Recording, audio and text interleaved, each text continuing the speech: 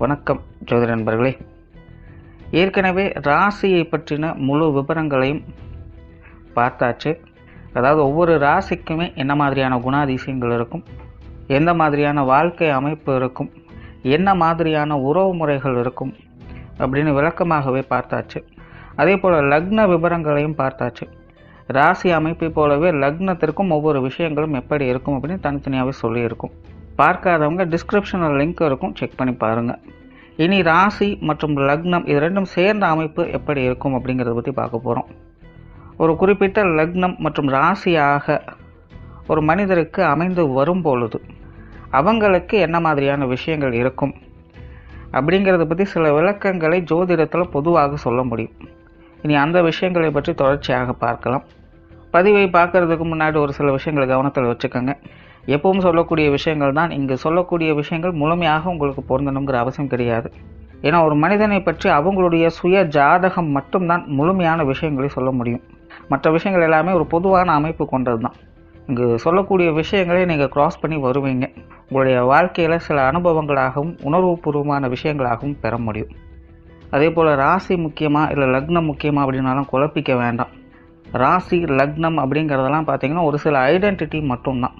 ஜோதிட பலன்கள் எடுக்கிறதுக்காக பொதுவாக தெரிஞ்சிக்க வேண்டிய சில விஷயங்கள் அவ்வளோதான். மற்றபடி 9 கிரகங்கள் 12 கட்டம் 27 நட்சத்திரங்கள் கொண்ட ஒரு அமைப்பு தான் நமக்கு முழுமையாக முக்கியம். அதுதான் ஒவ்வொரு செகண்டும் நமக்கு தேவையான எல்லா விஷயங்களையும் தீர்மானிக்கிறது. அதனால் ராசி முக்கியமாக இல்லை லக்னம் முக்கியமாக அப்படின்னாலும் குழப்பிக்காதீங்க.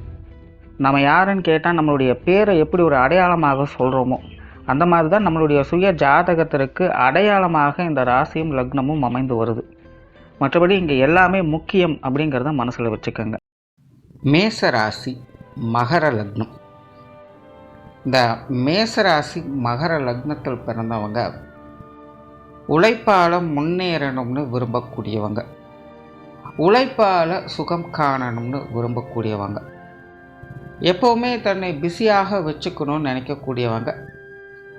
அதாவது கடமையை செய் பலனை எதிர்பாராதே அப்படின்னு சொல்லுவாங்க. ஆனால் அந்த விஷயங்கள் இவங்களுக்கு பொருந்தாது. காரணம்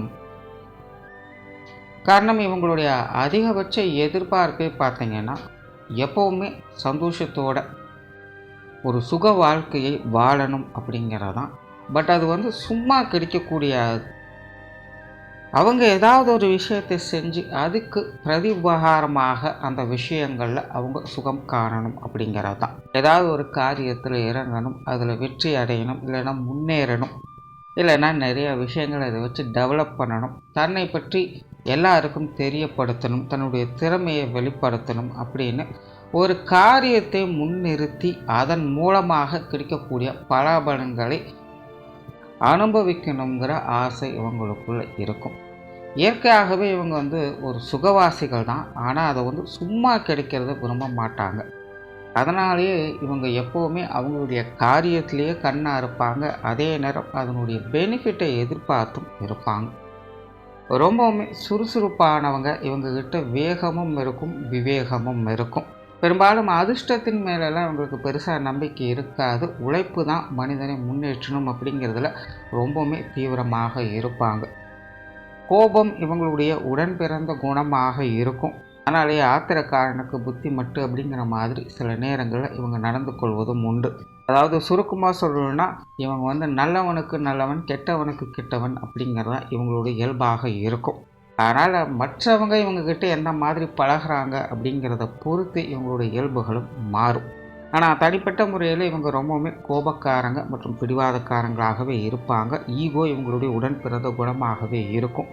நல்லது செய்யணும் அப்படின்னு நினச்சாலும் இவங்களை தடுக்கிறதுக்கு யாரும் கிடையாது. கெட்டது செய்யணும் அப்படின்னு நினச்சாலும் இவங்களை தடுக்கிறதுக்கு யாரும் கிடையாது. ஏன்னா இவங்க நினைத்ததை செயலாக்கி காட்டணும் அப்படிங்கிறத ரொம்பவுமே தீவிர பற்றுடையவங்களாக இருப்பாங்க. அதே போல் காலத்திற்கு ஏற்ற மாதிரி தகவமைத்து செயல்படக்கூடிய தன்மை இவங்களுக்கு உண்டு. எந்தெந்த காலகட்டங்களுக்கு எது சூட் ஆகுமோ அதில் ஈடுபாடுகளை எடுத்து செயல்படக்கூடியவங்களாக இருப்பாங்க. அதற்கு ஏற்ற மாதிரி படிப்புகளை படிப்பாங்க. அதற்கு ஏற்ற மாதிரியான வேலை வாய்ப்புகளில் செயல்படுபவர்களாக இருப்பாங்க. அந்த மாதிரி அந்தந்த காலகட்டங்களுக்கு உரியதான விஷயங்களில் தானாகவே தகவமைத்து கொண்டு அதில் முழுமையான ஈடுபாடுகளை கொண்டவர்களாக இருந்து வருவாங்க. இயற்கையாகவே இவங்களுக்கு கல்வி வித்தை சம்பந்தப்பட்ட விஷயங்களில் ஈடுபாடுகள் அதிகமாக இருக்கும். நிறைய பேர் பார்த்திங்கன்னா இந்த வித்தைகளை கற்றுக்கொள்ளக்கூடிய தன்மை பெற்றவங்களாக இருப்பாங்க. குறிப்பாக இந்த விளையாட்டு, கடினமான உடல் உழைப்புகளை கொடுக்கக்கூடிய விஷயங்களில், அதாவது போட்டி பந்தயங்கள் அப்படின்னு சொல்லக்கூடிய விஷயங்கள், காரியங்களில் இவங்களுக்கு ஈடுபாடுகள் அதிகமாக இருக்கும். பட் அது சார்ந்த விஷயங்களில் வித்வத்தன்மை பொருந்தியவர்களாக இருப்பாங்க. ஒரு நுணுக்கம் தெரிந்த மனிதர்களாக அதை மற்றவங்களுக்கு கற்றுக் கொடுக்கக்கூடிய திறமை பெற்றவங்களாகவும் இவங்க இருப்பாங்க. ஏட்டுச்சுரக்காய் கூட்டுக்கு உதவாது அப்படிங்கிற விஷயத்தில் ரொம்பவுமே தீவிரமாக இருப்பாங்க. எல்லாமே இவங்களை பொறுத்த வரைக்கும் ப்ராக்டிக்கல் நாலேஜ் தான். அதற்காக கல்வி சார்ந்த விஷயங்கள் ஈடுபாடுகள் இருக்காது அப்படிங்கிறது கிடையாது. எதுவாக இருந்தாலும் ப்ராக்டிக்கலாக அதை இம்ப்ளிமெண்ட் பண்ணி காட்டுறதுல அவங்களுக்கு அதிக விருப்பம் இருக்கும். சும்மா வெறுமனே ஓரலாக எல்லாத்துக்கும் புரிய வச்சா போதும் அப்படிங்கிறத இவங்க ஏற்றுக்க மாட்டாங்க. அதே போல் என்னதான் இவங்க கோபக்காரங்க, பிடிவாதக்காரங்களாக இருந்தாலும் மற்றவங்க தேவையிருந்து செயல்படக்கூடியதில் இவங்க திறமை பெற்றவங்களாக இருப்பாங்க. மற்றவங்களுக்கு உதவி அப்படின்னு தேவைப்படக்கூடிய காலங்களில், மற்றவங்க தேடி அதை கேட்கக்கூடிய காலகட்டங்களில் எந்த ஒரு மறுப்பும் தெரிவிக்காமல் அவங்களால முடிஞ்ச அளவுக்கு சில நேரங்களில் முடியாத பட்சத்திலும் ரிஸ்க் எடுத்து அதை செஞ்சு கொடுக்கக்கூடிய திறன் இவங்களுக்கு உண்டு. பொதுவாகவே மேசராசிக்காரங்களுக்கு சுயநலத்தன்மை அப்படிங்கிறது கொஞ்சம் அதிகமாகவே இருக்கும். எப்போவுமே தற்சார்பு வாழ்க்கையை நோக்கியே அவங்க போவாங்க. தனக்கு அப்படின்னு செய்த பிறகு தான் தான தர்மம் அப்படிங்கிற கான்செப்டுக்கு அவங்க நகருவாங்க. ஆனால் இந்த மேசராசி மகர லக்னம் அப்படின்னு வரும்பொழுது இவங்க தனக்காக செயல்படுவதை காட்டிலும் மற்றவங்களுடைய காரியங்களில் ஈடுபாடுகள் காட்டுறது தான் அதிக ஆர்வம் மிக்கவங்களாக இருப்பாங்க. மற்றவங்களுடைய தேவைகளை பூர்த்தி செய்வதை முன்னிறுத்தி தான் இவங்களுடைய திறமையை வெளிக்காட்டி வருவாங்க. அதனாலேயே இவங்களை சுற்றி 4 பேராவது எப்போவுமே இருந்து கொண்டு இருப்பாங்க. இவங்களை நோக்கி வரக்கூடியவங்க நிறைய பேர் இருப்பாங்க. பேர்பட்ட முடியாத காரியங்களை கூட இவங்ககிட்ட போனால் முடிச்சு கொடுத்துருவாங்க அப்படிங்கிற ஒரு நம்பிக்கை இவங்க பேரில் எல்லாருக்கும் பெரும்பாலும் இருக்கும். ஆனால் இது இவங்களுக்கு எந்த அளவுக்கு ப்ளஸ்ஸாக ஒர்க் அவுட் ஆகுதோ அதே அளவுக்கு மைனஸாகவும் ஒர்க் அவுட் ஆகும். காரணம், இவங்க எந்த அளவுக்கு மற்றவங்களுடைய காரியங்களுக்கு அதிகமாக ரிஸ்க் எடுத்து செயல்படுறாங்களோ அதே அளவுக்கு இவங்கக்கிட்ட அணுகி வரக்கூடியவங்க பெரும்பாலும் சுயநலத்தன்மையோடு தான் செயல்படுவாங்க. அதாவது அவங்களுடைய காரியம் முடிகிற வரைக்கும் இவங்களை பெருசுன்னு பேசுவாங்க. காரியம் முடிஞ்சது அப்படின்னா பை பை, அவ்வளோதான். திரும்பவும் இவங்கக்கிட்ட ஏதாவது காரியம் ஆகணும் அப்படின்னா மட்டும்தான் இவங்கக்கிட்ட அணுகி வரக்கூடியவங்களாக இருப்பாங்க. ஸோ அதனால் பெரும்பாலும் இவங்களை சுற்றி இருக்கக்கூடியவங்க எல்லாருமே பார்த்தீங்கன்னா அவங்க கொஞ்சம் சுயநலத்தன்மையோடு தான் செயல்படும். அதாவது சுயநலத்தன்மை அப்படின்னு சொல்கிறத விட அவங்களுடைய காரியம், அவங்களுடைய நோக்கம் நிறைவேறணும் அப்படிங்கிற விஷயத்தை நோக்கி தான் இவங்களை அணுகி வரக்கூடியவங்களாக இருப்பாங்க. அதனால் பெரும்பாலானோர் இவங்களை சுற்றி இருக்கக்கூடியவங்க இவங்களுடைய நம்பிக்கைக்குரியவங்களாக இருக்க மாட்டாங்க.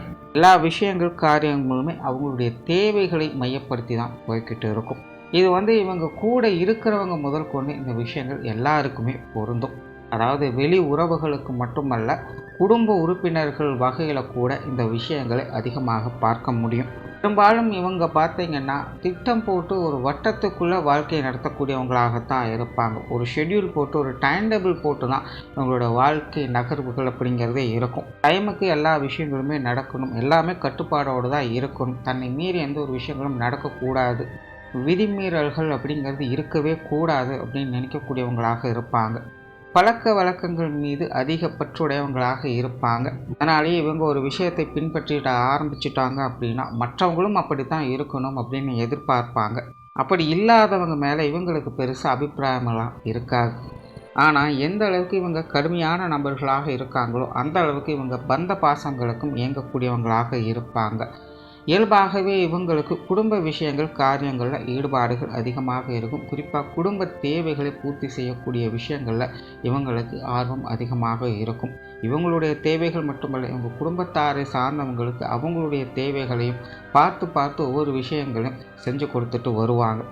குடும்பத்தில் இருக்கிற எல்லார் மேலேயுமே ஒரு இனம் புரியாத பற்று பாசம் அப்படிங்கிறது இவங்களுக்கு அளவுக்கு அதிகமாகவே இருக்கும்.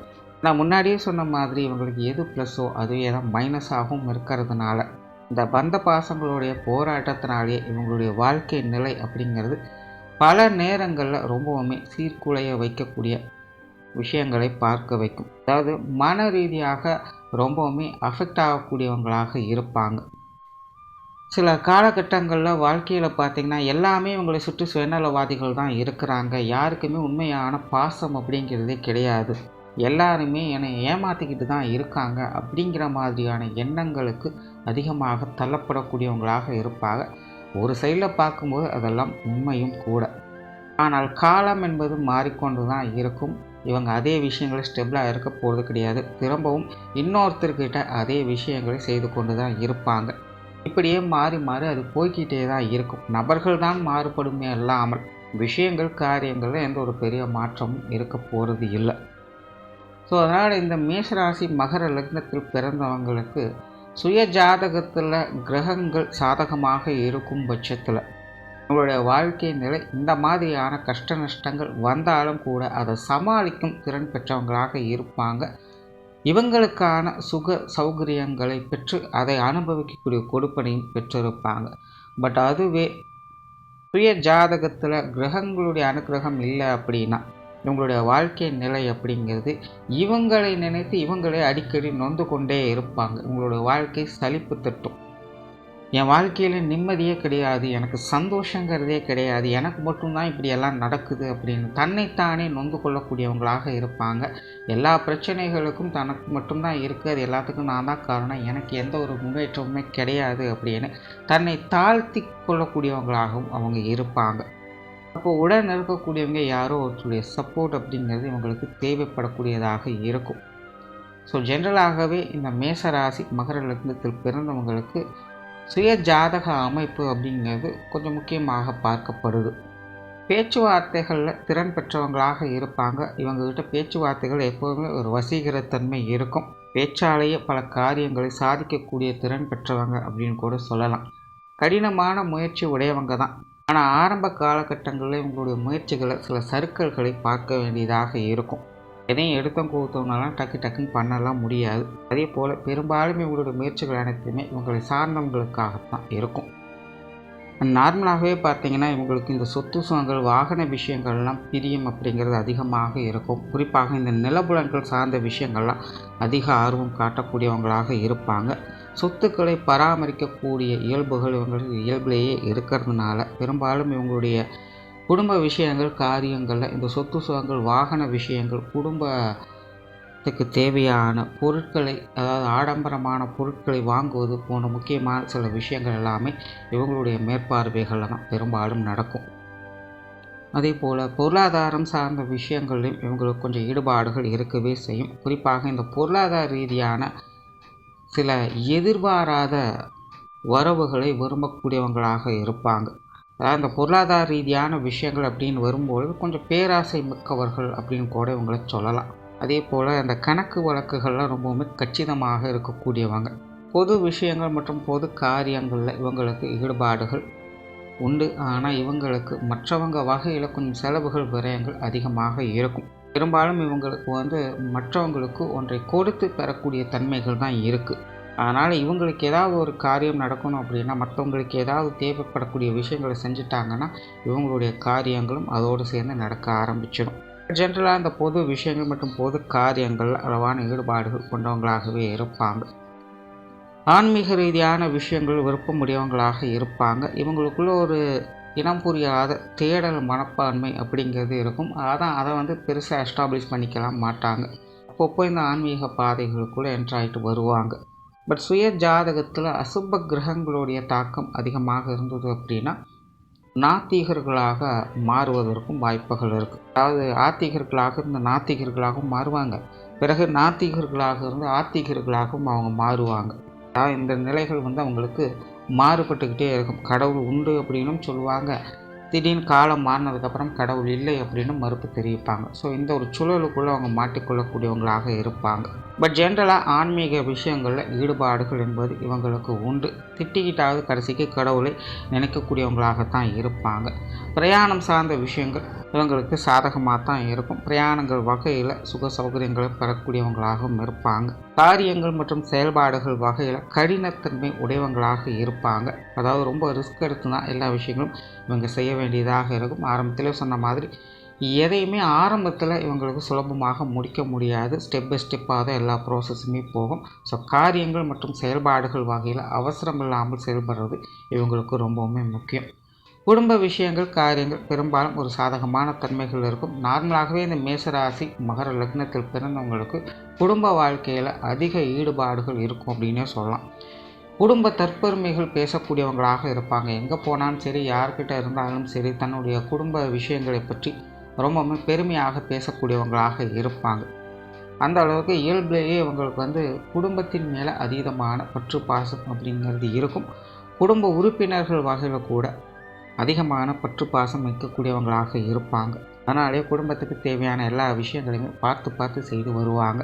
பெற்றோர்கள் சார்ந்த விஷயங்கள் இவங்களுக்கு கொஞ்சம் சாதகமான நிலைகளை வேலை செய்யும். நார்மலாகவே இவங்க பெற்றோர்களுடைய பிரியர்களாகவே இருப்பாங்க. குறிப்பாக அம்மா சம்பந்தப்பட்ட விஷயங்கள் இவங்களுக்கு ஈடுபாடுகள் அதிகமாக இருக்கும். நிறைய பேர் அம்மா பிள்ளைகளாகவே இருப்பாங்க அப்படின்னு கூட சொல்லலாம்.